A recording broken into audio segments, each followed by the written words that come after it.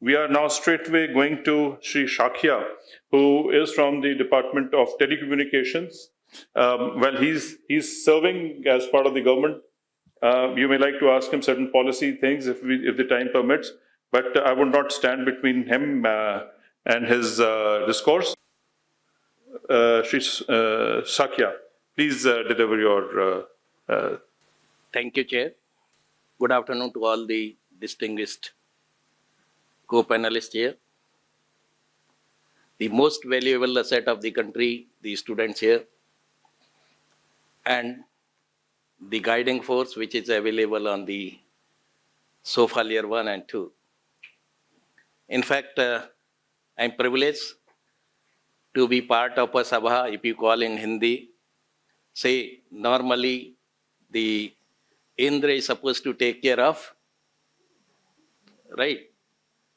देवताओं की सभा होती है, उसको जो है इंद्र सभापति होते हैं, और हमारे साथ में तो परमिंदर जी हैं, तो वो तो इंद्र से भी परम है, तो हम उनकी सभा में उपस्थित हैं। दूसरे साथी नाम मेरा भी है, उन्होंने बहुत बढ़िया से आपको आलोकित किया है, और लक्ष्मी का प्रेजेंटेशन आपने देखा है। लक्ष्मी में जितनी ताकत होती है in terms of everything, that is what she has shown to all of you. With this, I'll come back to my topic. I think I have a little different role to play here. Primary, due to two reasons. You all are from the industry, and I'm representing the other side of the industry, that is the government. Let me come back straight away from some of the questions led by my friend Ravi, and then some questions posed by Ms. Lakshmi. Right. So first thing is satellite spectrum. People talk and they thought that there's a requirement of many things therein. So many of you may be knowing and others may not be knowing. The work relating to the what frequency spectrum should go for what kind of the services is determined by the Bureau of Communications. We called it BR, part of the International Telecommunication Union, where I had served as the senior advisor. Now, you heard from my friend, you have the three different layers. So the geostationary, the medium Earth orbit, then the low Earth orbit. Geo Earth orbit, you know, being the higher distance, you can see 120 degree of slot can be seen. So three satellites are adequate to take care of the entire globe. And the location, as General Pannu said, it is, if you have in the synchronous, John, probability, the movement of your revolving of the Earth location, and the satellite could be synchronized in such a manner all the time the satellite is able to see you, right? Now, at what height, which satellite has to go, who determines? So that determination is done by the ITU. Any company globally can approach the respective nation. In the ITU terminology, we call it the administration. So any of the Indian company wants to launch any satellite, they have to file the requirements to have the allotment of the orbit. So orbit allotment will be taken place after the due filing by the Indian administrations. So my friend had the issues with respect to the delays. The concern in that is, as you understand, if I speak loud, and all three speakers also speak loud, what is going to have? We are going to have the interference. That is the technical term, or the chaos. So if I have too many satellites in the orbits, and the frequency signal passes from one to another and they interfere, probably the entire cost, what you had invested on the satellite is going to be useless. So there has to be a proper coordination. So the coordination is assigned to the ITU, wherein if suppose India wants to launch a satellite, and if it is going to cover in the low Earth orbit, say the 7 countries or the 10 countries, the coordination is normally getting done with all those countries.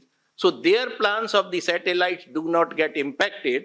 The frequencies allocated to them and there should not be any collision in the height as well. Right? That is one requirement.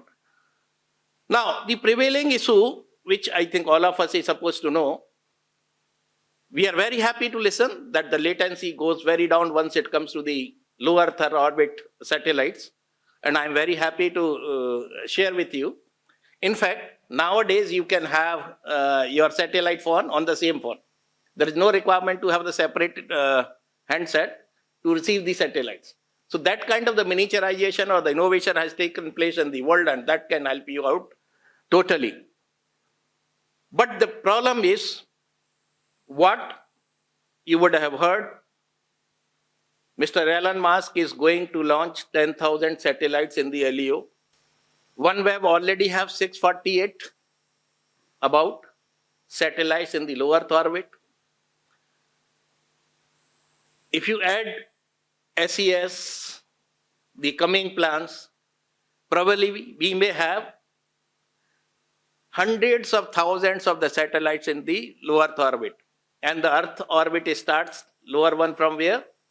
Starting almost from 150 kilometers to say 500 kilometers at the most. So what is going to happen in terms of the debris? Because the life of every satellite is limited. Who is going to take care of that debris? Or do we need those many satellites? Are we going to have the, say, applied only for the purpose of competition or making the money? Or do we have the humanity into the center? I think that is the biggest question today in the satellite industry. Of course, I agree. Rocket science is complex, and we put the entire space, that is further complex. That is understood. But having said that it's a complex technology, all the big houses are putting their money in the satellites. It's very difficult to imagine the world with thousands of the satellites in the lower Earth orbit, and then the money which has already been put in this, the middle Earth orbit or into the, say, the geostationary orbit. These satellites at the LEO level may have even the interference to the MEA, mid-Earth orbit, or to the geosynchronous orbit. So that is a big concern. ITU definitely working therein. India being the responsible member there too. We are contributing our level best. And it is all the technologies, the innovations which are going to take care. So that is the one aspect I wanted to make clear. I would also like to make a request to Mr. Ravi whenever he gives the presentation. In case, like he has shown the LEO working in India, allocation for the KA 26.5, kindly corrected, millimeter wave in India is allowed for the satellite only from the 27.5, right, gigahertz. So please take note of that, because what happens if somebody is designing the satellite, and if he designed, say, his transmitters or receivers at the level of 26.5, so then the entire 26.5 to 27.5 he is going to lose. Okay, so that is with respect to the spectrum requirements. Per se, another consideration is that does the Indian government takes too much time in allocating the spectrum? Answer is no. Right? Some of you may be very unhappy to listen, or some may be very happy, because experience do not match what statement I am giving.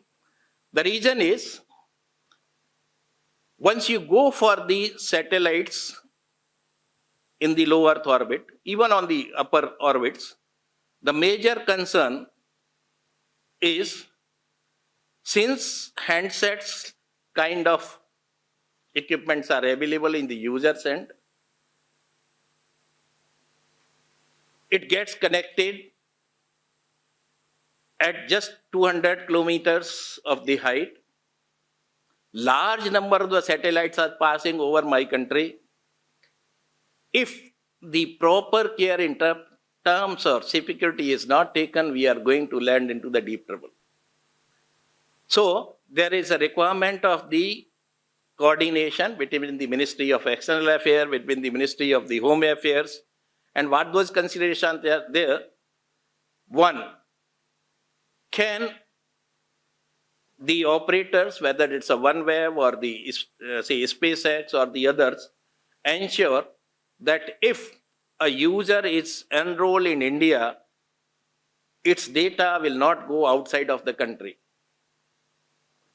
Number two, his data will not be used or misused even on the demand of the other operators. Because in case of warfare, it shall not happen that the location of my all strategic places is passed on using the satellite. So I have to have care therein. Third thing is, it shall not happen that the unauthorized or unenrolled satellite phones are used in the entire country. So the handsets are being used by the inimical entities than the actual real customer. So those kind of the setups are there, wherein the discussions are going on. There are certain security features required by our lawful interception agencies, law enforcement agencies, and I'm sure once that gets settled, it will happen. As far as licenses is concerned, I think in principle clearance we already gave to the OneWeb, we gave to the SpaceX as well.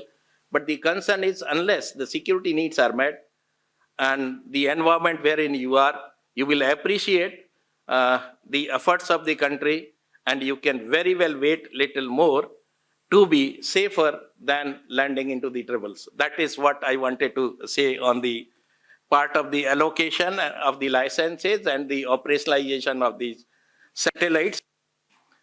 Then coming to the concerns with respect to the security, I'm fortunate. I had headed the telecom sector for over, I think, very long time, over 10, 15 years. And whatever the framework we've seen, if you find any flaws therein, I'm the culprit. I accept that part. The today's world is IT world, we know. And the biggest enabler and the disabler is only the IP address.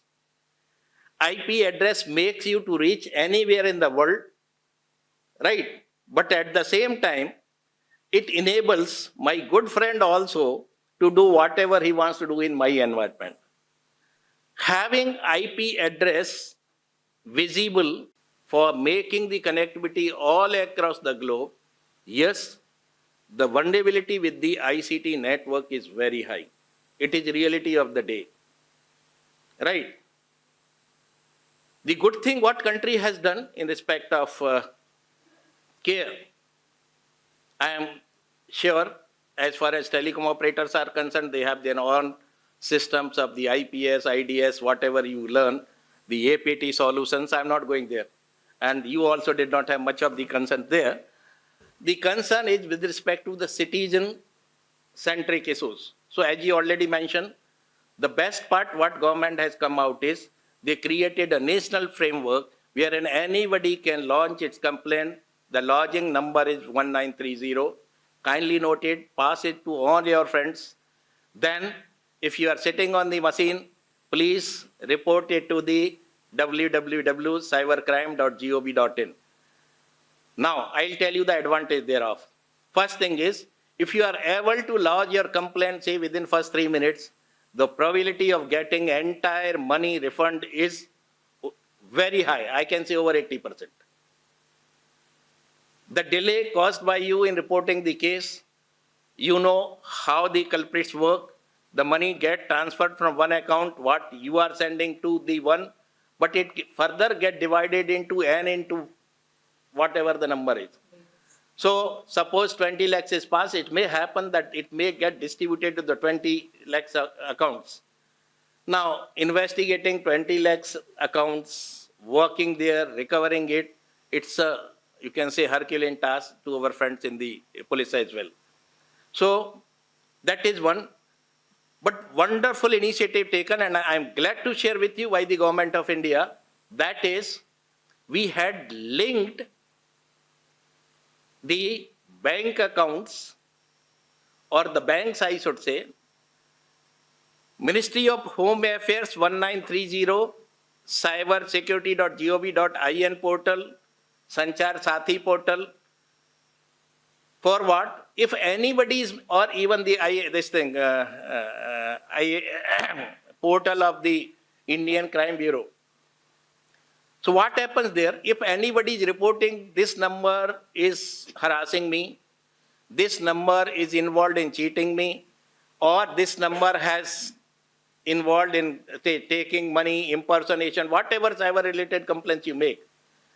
Based on your complaint, we flag this complaint to the banks that if any transaction is going to happen to these culprits who had been reported by the normal users, kindly send an alert or an alert to the person who is making transaction to this party.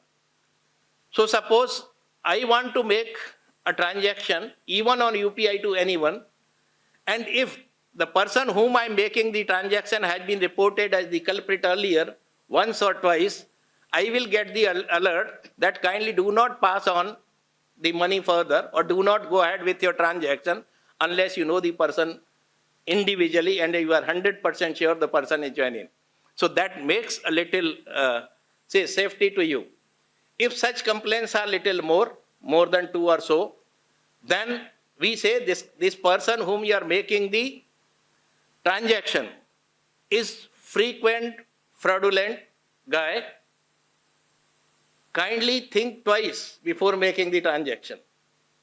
But if it has been observed by our agencies, police and other people that this guy is really fraudster, we are instructing the banks not to allow transaction even you make the payment through UPI or any other channel. So that is the banking, or we say the FRI financial ranking indicators we are doing, DOT, MHA and the banks together, that will safeguard you. So probably the figure what you are seeing, 11.9 trillion, may not be that at all. And India, be sure, we all are there with you to take care of all kind of the financial frauds happening and taking care thereof. So that was on the security side. Shakya Sahab, Right. we have I will be summing up in 2 minutes please, with respect to the ICT. I thought being the government, let me try to reply that part. Now, coming to the journey of, say, BRICS in the ICT world, all of you know when the BRICS are started functioning, the communication track started in 2015. And the purpose was, as highlighted in the beginning in the, or I should say the chair's address, that was how you can have the stability, strategic importance and innovation, because the economies and the sovereignties as on day or even in 2015 were digitally driven. Based on that concept, I'm again, I think, happy to share that 2016 Communication BRICS meeting was hosted, wherein I was also one of the hosts. And therein, the India came out with the concept of having the digital action plan. Right? We called it ICT DAP.